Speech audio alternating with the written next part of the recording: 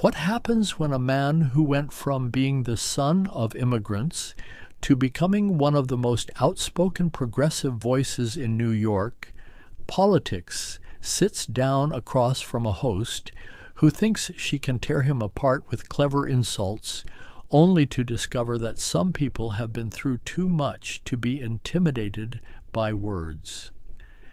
What you're about to witness is one of the most satisfying confrontations ever captured on daytime television, the moment when Zohran Mamdani, the man who built a political career on fighting for working people, turned the tables so completely that his attacker had no choice but to flee the battlefield.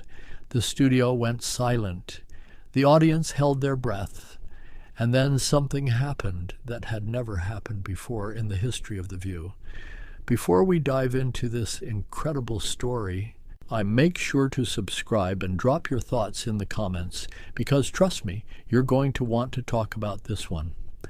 The morning had started with the usual energy at the View studios. Zohran Mamdani was coming on the show to discuss his legislative work, and everyone expected the interview to be entertaining.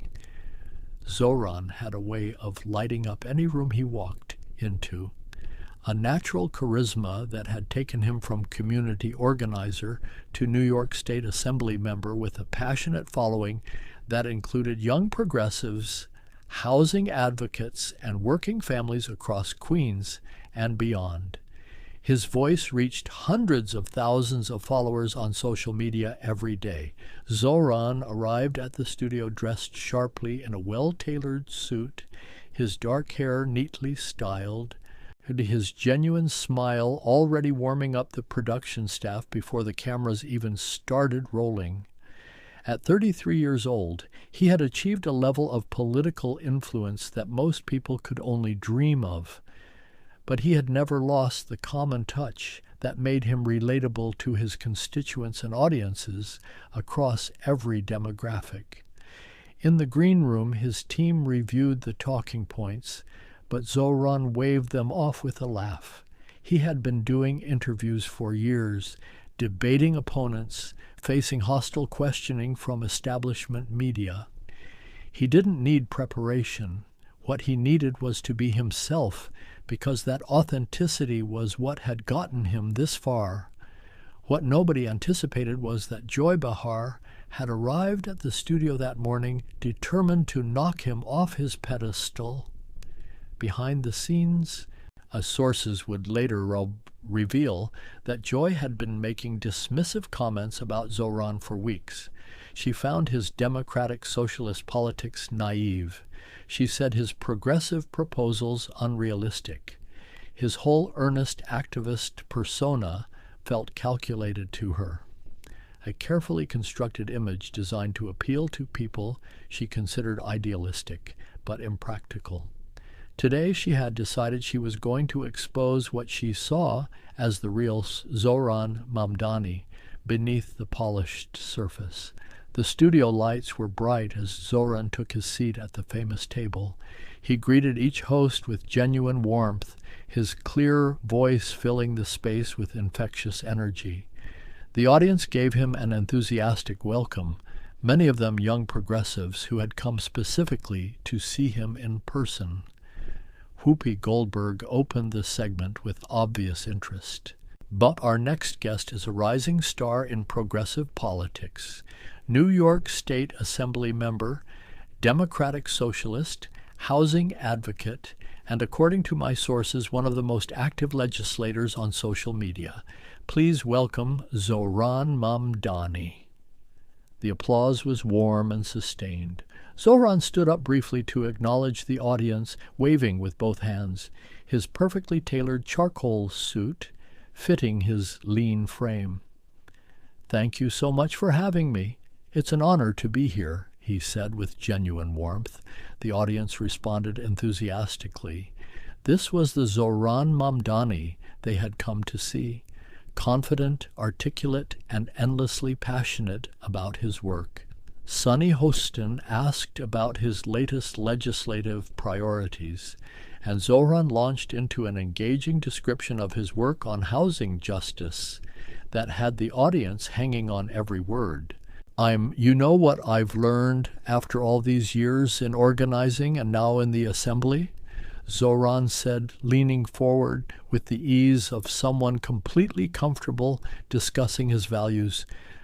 Real change isn't about being the loudest voice in the room. It's about organizing. It's about showing up for people who have been ignored by the system. It's about getting up every time the establishment tries to shut you down. And let me tell you, they tried to shut us down plenty before we won our seat. The audience nodded along, connecting with his message. For a few minutes, everything felt exactly as it should. Then Joy Behar leaned forward with that familiar predatory glint in her eyes, and the energy in the room shifted noticeably. "So, Zoran," Joy began, her voice carrying an edge that made the other hosts exchange nervous glances. "You talk a lot about democratic socialism and fighting for the working class. But let's be honest here. You went to Stuyvesant High School, one of the most elite public schools in New York. Your family came here with resources. You're not exactly struggling, are you? Don't you think there's something a little hypocritical about someone from a privileged background telling working people what they need?" The question was clearly designed to put Zoran on the defensive. Several audience members shifted uncomfortably, but Zoran's expression didn't change. If anything, his composure strengthened. "Well, Joy, our campaign was powered by over 5,000 individual volunteers and small donors," Zoran replied, his voice carrying the easy confidence of someone who had heard this criticism before. "Working people in my district clearly thought my background didn't disqualify me from fighting for them, but I understand your concern. It must be frustrating to see young people organizing for change when you've been commenting on politics for years and inequality has only gotten worse." The counterpunch landed with precision. The audience let out a collective gasp that quickly turned into laughter and applause. Joy's expression flickered with surprise, but she recovered quickly. "That's cute, Zoran. But let's talk about your actual record. You've been in the assembly for a few years now. What have you actually accomplished? You're great at tweets and Instagram posts. But where are the results? Don't you think your constituents deserve more than just viral social media moments?" Zoran nodded slowly, completely unfazed by the attack. "You're right to ask about results, Joy. Let's talk about them. I've authored legislation on housing protections, fought against landlord harassment, secured millions in funding for public schools in my district, and built coalitions that have shifted the conversation on tenant rights across New York State. But you're right that I also use social media effectively." He paused, his eyes meeting hers directly. "You know why?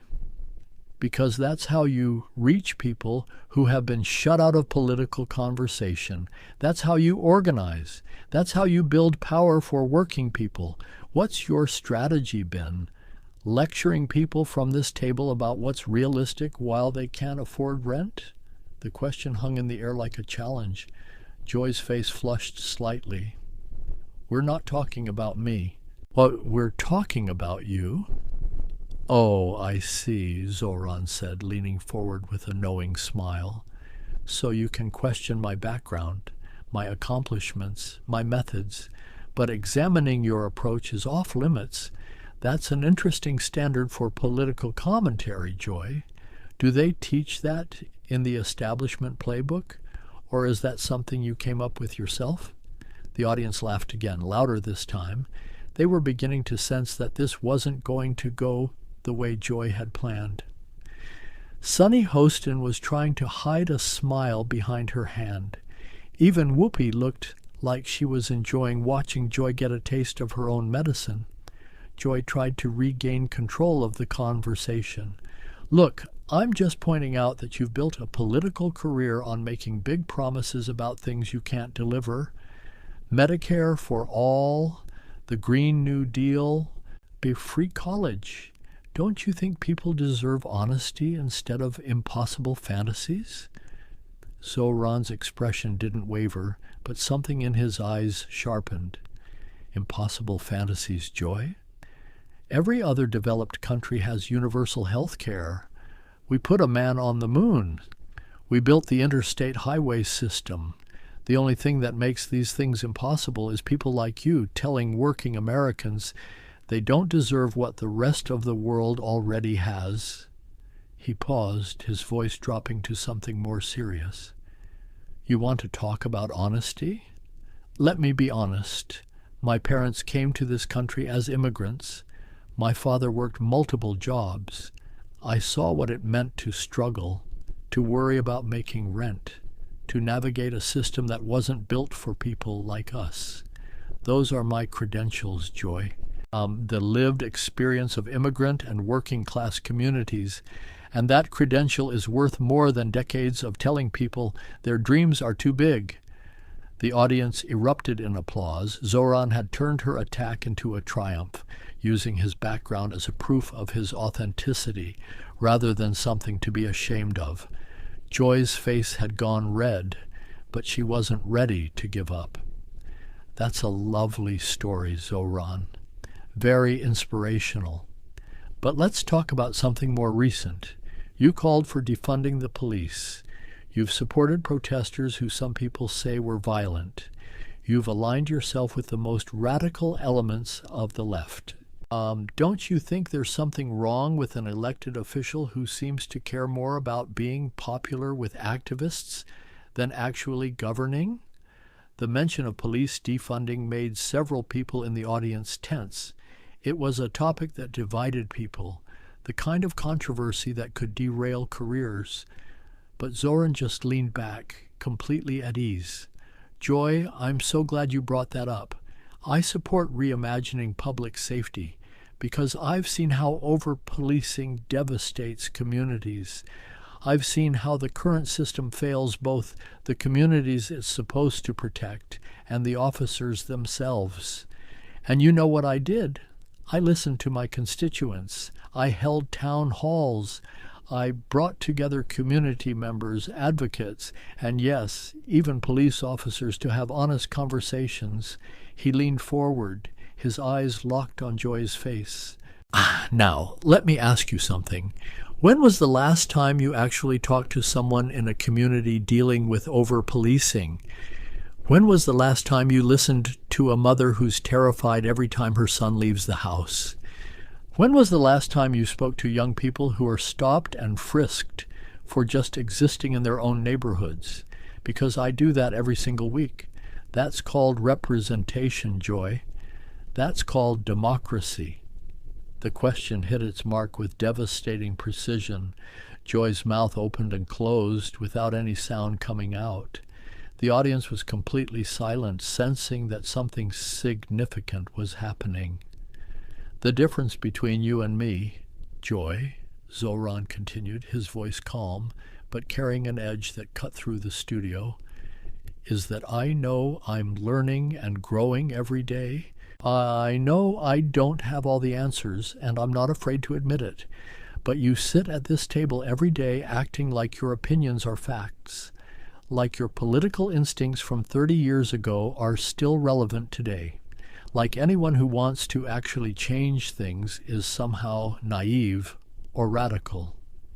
He shook his head slowly. That's not political commentary. That's not even good journalism. That's just defending a status quo that's failing millions of people. And the really sad part is you've been doing it so long that you probably don't even realize how out of touch you've become. The observation was so accurate that Joy seemed physically affected by it. Her usual confident posture had deflated slightly, and her voice was strained when she finally responded. I think you're being oversensitive to legitimate criticism, Joy managed. But the words lacked their usual conviction.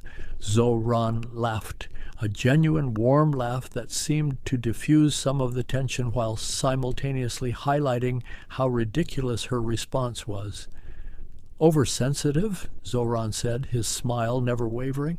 Joy, I've been called a communist, a radical, un-American. I've been attacked by right-wing media. I've received threats. I've faced primary challengers funded by real estate interests with millions of dollars. You think a few questions from you are going to make me oversensitive? He spread his hands wide, still smiling. I've organized in communities that have been ignored and exploited for generations. I've knocked on thousands of doors. I've faced real opposition, real challenges, real attempts to silence the movement I'm part of. And I'm still here, still fighting, still winning. So, with all due respect, you're going to have to try a lot harder than that if you want to rattle me. The audience burst into applause. Zoran had not only deflected every attack, but had somehow managed to do it while remaining likable and even inspiring. Joy, by contrast, was looking increasingly uncomfortable. Sarah Haynes tried to redirect the conversation. Maybe we should talk about some of your legislative successes and what you're working on next. But Joy wasn't ready to surrender. Actually, I have one more question. Zoran, you've aligned yourself with the Democratic Socialists of America, an organization that some people say is anti-Israel. You've made statements about Palestinian rights that many found controversial. How do you reconcile representing a diverse district with taking positions that alienate significant parts of your constituency? The question was clearly designed to be a knockout blow, bringing up controversial foreign policy positions that had gotten progressive politicians in trouble before. But Zoran didn't flinch. Joy, I believe in human rights for everyone. Palestinian rights are human rights. Israeli lives matter. All lives in that region matter. And yes, I've taken positions based on international law and human dignity that some people disagree with. But here's what I find interesting. You're questioning my commitment to my diverse district while sitting at a table where you've dismissed the concerns of young people, working people, and marginalized communities for years. He tilted his head slightly, his expression one of genuine curiosity. You've mocked democratic socialists. You've dismissed progressive policies as unrealistic. You've made fun of movements that millions of Americans, especially young Americans, have built their hopes around. So before you come at me about representing diversity, maybe you should look at who you represent. Because from where I'm sitting, it looks like you represent a political establishment that's terrified of change. Joy's face had gone from red to almost purple. That's not the same thing at all. I question policies. I don't attack people. Don't you, though? Zoran's voice was gentle, but his words were sharp. Because it sure feels like an attack when you question someone's background, their accomplishments, their authenticity, their right to represent their community, all in the span of 10 minutes. It feels like an attack when you bring up controversial issues specifically to discredit someone. It feels like an attack when you suggest that someone doesn't deserve their position because they didn't take the path you think they should have taken. He paused, letting his words sink in. I came on this show to have a conversation, to talk about the work we're doing for working people, to maybe inspire some folks watching at home. But you had a different agenda. You wanted to dismiss me. You wanted to prove that I'm just another young politician who doesn't know what he's talking about. And the really interesting part is, in trying to prove all that, you've actually proven the opposite. The studio was absolutely silent. Joy looked like she had been slapped.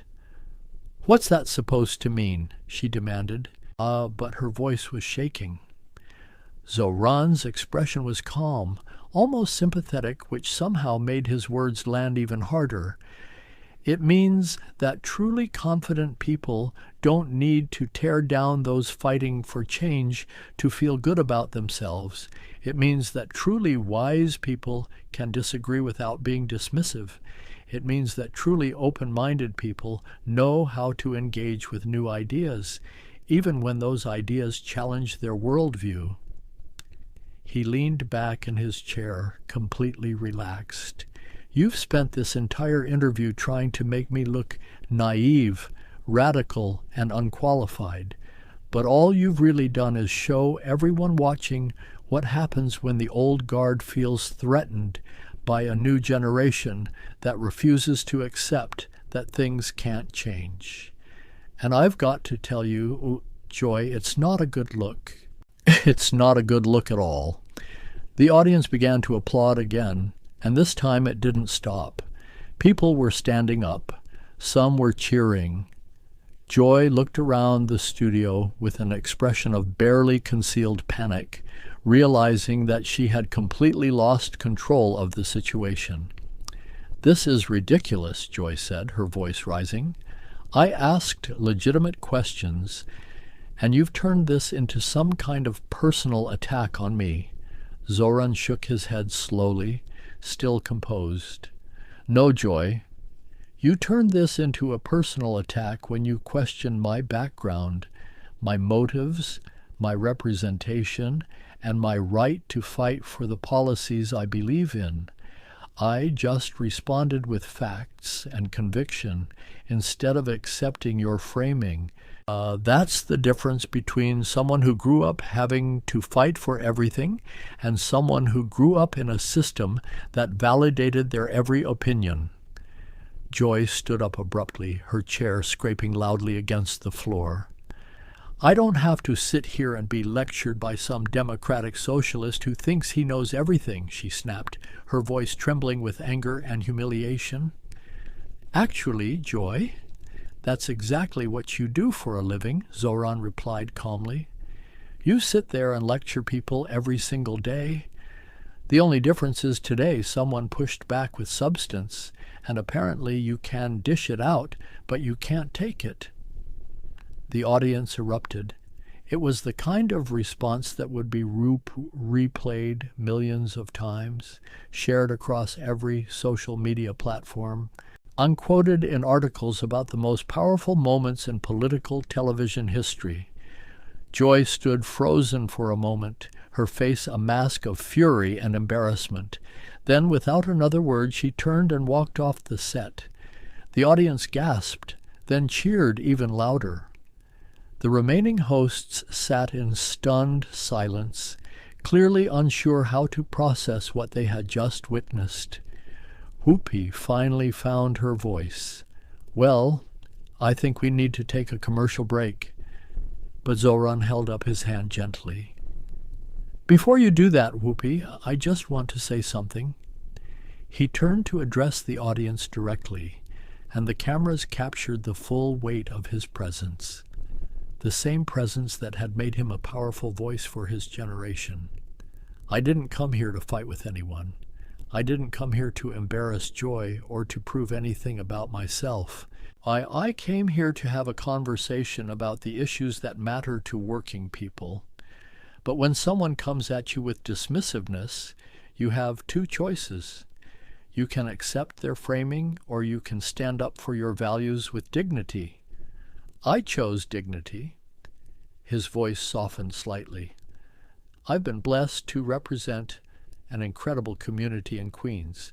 I've gone from organizing in living rooms to serving in the assembly. And along the way, I learned that you have to stand firm in your principles. If you let the establishment define you, they'll never stop. If you show them that you're grounded in your values and your community, most of them will eventually engage seriously. And the ones who don't, well, they usually end up walking off sets." The audience laughed warmly, and Zoran smiled that genuine smile. "Now, I believe you wanted to ask me about our housing legislation, Sarah?" The show continued somehow, with Zoran engaging the remaining hosts and the audience as if nothing unusual had happened. He talked about his legislative work, his constituents, his vision for the future. He was articulate and warm, and exactly as compelling as he had been before Joy tried to dismiss him. But everyone in that studio knew they had witnessed something historic. For the first time in the show's long history, a guest had so thoroughly defeated a host that the host had been forced to retreat in humiliation, not through anger or cruelty, but through principled conviction, clarity of purpose, and an unshakable confidence that came from representing people who had been dismissed for too long. And as the credits rolled and the audience filed out, Hellas still buzzing about what they had seen, one thing was absolutely clear. Zoran Mamdani had walked into the view as a rising politician and walked out as a symbol of a new generation refusing to be silenced, not because he had been mean or vindictive, but because he had shown everyone watching exactly how to handle establishment dismissiveness with intelligence, with grace, and with the quiet certainty of a person who knows exactly what he stands for and isn't afraid to defend it. The aftermath of that interview would dominate social media for days. Clips of Zoran's devastating responses would be shared millions of times. Joy's walk-off would become a meme, a symbol of what happens when the old guard finally meets a new generation that refuses to be talked down to. Think pieces would be written about the moment, analyzing what it revealed about generational divides in politics, about the tension between establishment Democrats and progressives, about the difference between conviction and condescension. But perhaps the most significant outcome was the conversation it started about how we engage across political differences. Zoran had demonstrated that it was possible to defend your principles without losing your composure, to win a debate without destroying your opponent, to stand up for your values while still remaining fundamentally decent. In a media landscape that often rewarded outrage and dismissiveness, he had shown that clarity, conviction, and calm could be even more powerful weapons. What do you think about this incredible confrontation? Did Zoran Mamdani handle Joy Behar perfectly, or did he go too far? Drop your thoughts in the comments below, and make sure to subscribe for more stories that will absolutely leave you speechless.